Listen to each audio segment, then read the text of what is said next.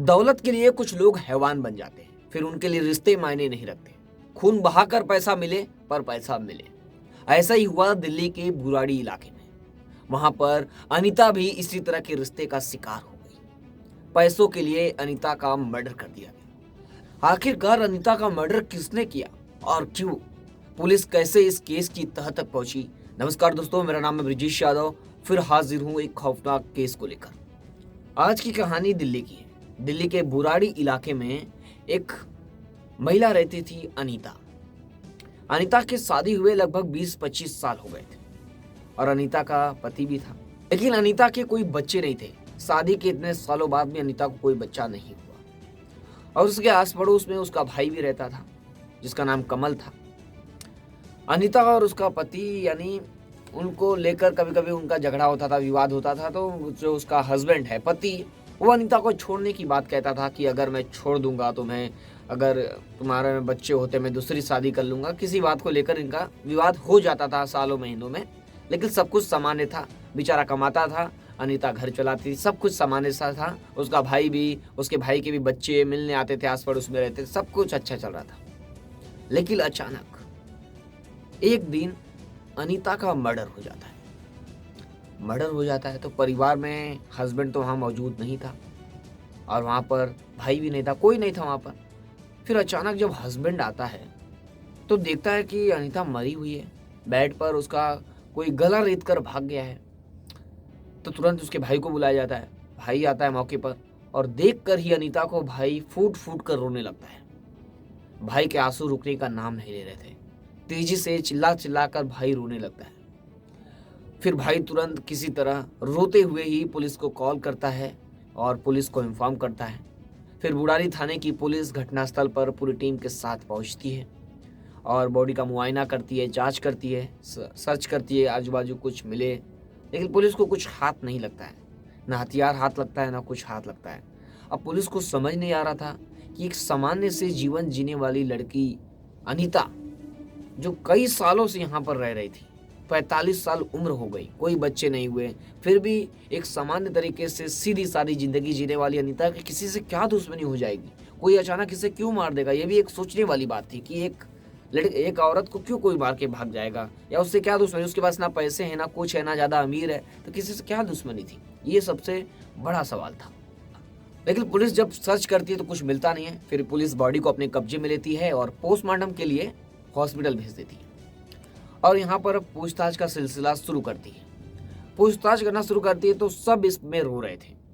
जो अनीता का भाई था कमल, वो तेजी तेजी से चिल्ला चिल्ला कर फूट फूट कर रो रहा था और कमल के पीछे ही एक तरफ उसका पूरा परिवार खड़ा था। यानी कमल, जो उसके भाई हैं, उसके 8 बच्चे और उसकी पत्नी, और एक कोने में खामोश खड़ा था अनीता का पति। यानी परिवार में दम गम का माहौल था। पुलिस भी कुछ ठीक नहीं समझ रही थी कि यहाँ पे पूछताछ करना, क्योंकि सब गम के माहौल में था, वहाँ पूछताछ करना सही नहीं था।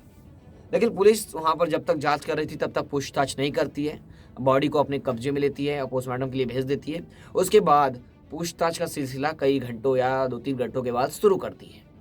तो पहले तो अनीता के पति से पूछताछ करती है। तो बताता है कि मैं आया, जब अचानक घर खोला तो उसके अंदर अनीता मरी हुई, यानी जो मर चुकी थी, उसका गला कोई काट दिया था और खून से लथपथ पड़ी थी, और यही मैंने देखा। फिर उसके बाद तुरंत कमल को बुलाया, यानी इसके भाई को, मेरे साले को। ऐसा हो तुरंत पुलिस को बताया। अब पुलिस अब कमल से पूछताछ करती है, कमल उसके भाई से।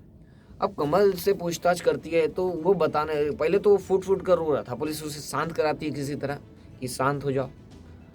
अब क्योंकि एक भाई जो कई सालों से अपनी बहन के आस पड़ोस में रहता था, दुख सुख में से बात, मतलब सब कुछ, परिवार में एक अच्छा रिश्ता था, लेकिन अचानक बहन की मौत से वो भी सदमे में था। लेकिन पुलिस उसे किसी तरह चुप कराती है और पूछताछ करना शुरू करती है कि क्या हुआ था, आखिर बताओ, कुछ जानते हो, किसके ऊपर शक है तुमको? कमल से पूछती है कि किसी के ऊपर शक है कि कौन ऐसा कर सकता है, कुछ तो पता होगा आपको, बताओ। तो कमल रोते रोते बोलता है कि मेरे जीजा ने ही मेरी बहन की हत्या किया है। जैसे ये बात पुलिस सुनती है, पुलिस फिर बोलती है, एक बार और बोलना, क्या बोला आपने? फिर बताता है कि मेरे जीजा ने ही उसकी हत्या की है, मेरी बहन की। तो पुलिस पूछती है तुमको क्यों ऐसा लगता है कि तुम्हारे जीजा जी ही हत्या की है? तो वो बताता है कि जीजा जी उसे हरदम मतलब उन दोनों का जब झगड़ा होता था जीजा जी धमकी दिया करते थे, मैं दूसरी शादी कर लूँगा, हमारे बच्चे नहीं हैं, ये वो सारी बातें पुलिस वालों को कमल बताता है। वही पूरी कहानी अनीता की कि ऐसी ऐसी धमकी दिया करते हैं जीजा, तो क्या भरोसा मेरी बहन को मार दिए कि मैं आज़ाद हो जाऊँ और दूसरी शादी कर लूँ। ये सब पूरी कहानी कमल पुलिस वालों को बताता है। अब पुलिस जीजा से पूछती है, लेकिन वो बताता है कि मैं बेकसूर हूँ, मैं कुछ नहीं जानता। वो भी फूट फूट कर रो रहा था, खामोश एक कोने में खड़ा हुआ था।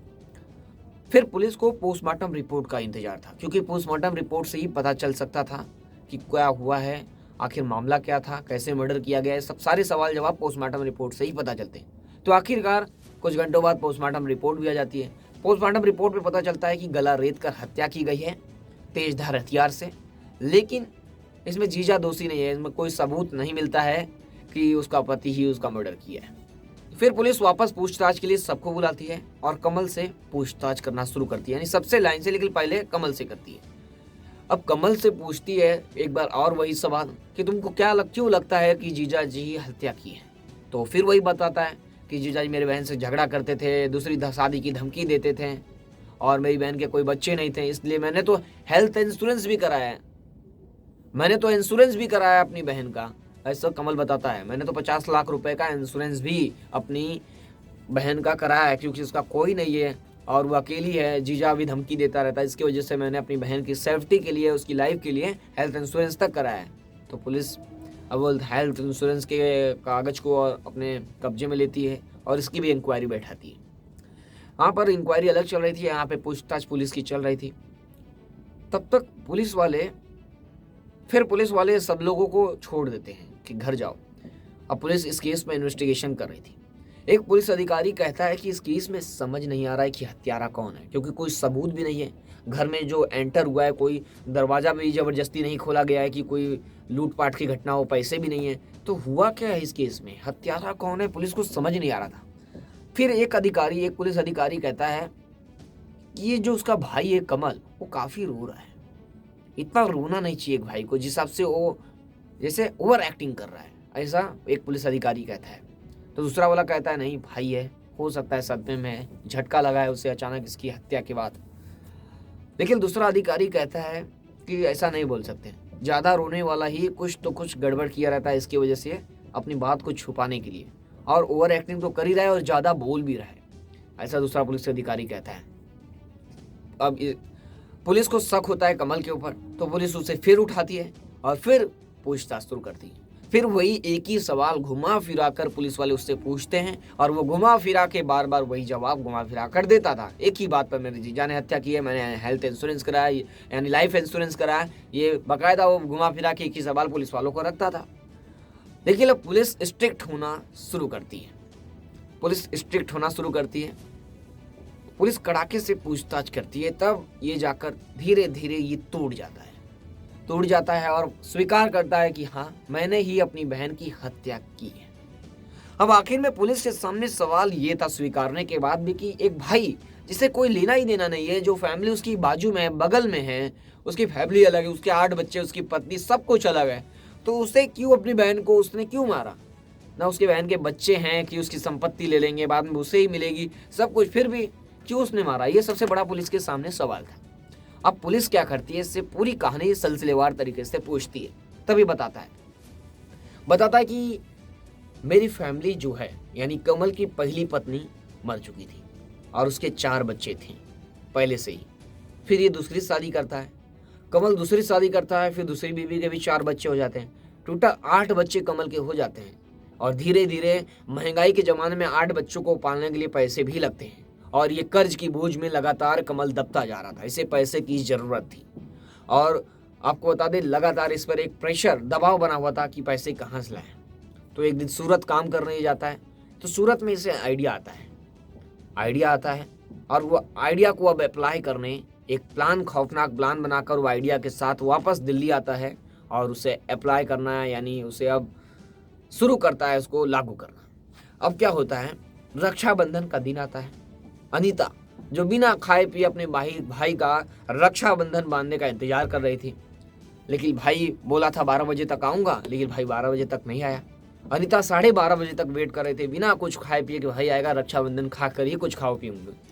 फिर आखिरकार 12:30 बजे तक कमल पहुंचता है रक्षाबंधन बंधवाने। रक्षाबंधन बंधवाता है और उसे उसकी बहन अनीता मिठाई खिलाती है और फिर उसे कमल गिफ्ट देता है, एक गिफ्ट। तो बहन बोलती है तो सब बचपने की बात है, मैं 45 साल की हो गई, अब मुझे गिफ्ट की ज़रूरत नहीं है, तुम मेरे भाई हो, ऐसा अनीता कहती है। लेकिन वो बोलता है कि तुम्हारा कोई है भी नहीं, तुम्हारे बच्चे भी नहीं है, तुम्हारी देख रेख कौन करेगा, और तुम 45 साल की तो हो गई, तुम्हें ज़रूरत है पैसों की। इसलिए वो बोलता है कि मैं इंश्योरेंस यानी इंश्योरेंस, लाइफ इंश्योरेंस लाया हूँ तुम्हारे लिए, तुम्हारी ये बाद में तुम्हारी पैसे से तुम अपना जीवन गुजार सकती हो, बाद में किसी की ज़रूरत नहीं होगी। वो देती है, वो काफ़ी खुश भी होती है अनीता। लेकिन अनीता जब वो खोल कर पढ़ती है तो उसे क्या पता था वो हेल्थ इंश्योरेंस नहीं है, वो मौत का लिफाफा है। धीरे धीरे समय बीतता है, सालों तक उसकी किस्त भरता है ये भाई यानी कमल, लगातार उस इंश्योरेंस का किस्त ये महीनों महीनों भरता रहता लेकिन अचानक जब 1-1.5 साल बीतते हैं तो वो हत्या कर देता है कि इंश्योरेंस का पैसा इसे मिल जाए। हत्या कर देता है धारदार हथियार से, जाकर घर में जब कोई नहीं रहता तो हत्या करके चुपचाप आ जाता है। और तुरंत जब उसका जीजा आता है तो पूरा नाम जीजा, पूरा जो इल्ज़ाम है वो पूरा जीजा पे चले जाए और जीजा पे वो क्लेम करता है, यानी बार बार उसके ऊपर इल्ज़ाम लगाता है। लेकिन आखिरकार कानून के हाथ बहुत लंबे होते हैं, जो अपराधी है कितना भी शातिर क्यों ना हो, एक ना एक दिन सामने जरूर आ जाता है। इसलिए सावधान रहें, सतर्क रहें। फिर मिलूंगा एक नई घटना और एक नए केस के साथ, तब तक के लिए जय हिंद।